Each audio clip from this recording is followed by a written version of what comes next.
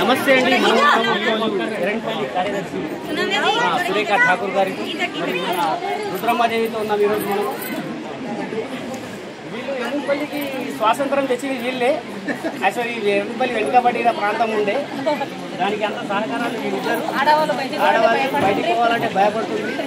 ఆడవాళ్ళు బయటకు వచ్చి వాళ్ళ యొక్క ఉపాధిని కల్పించింది వీళ్ళే.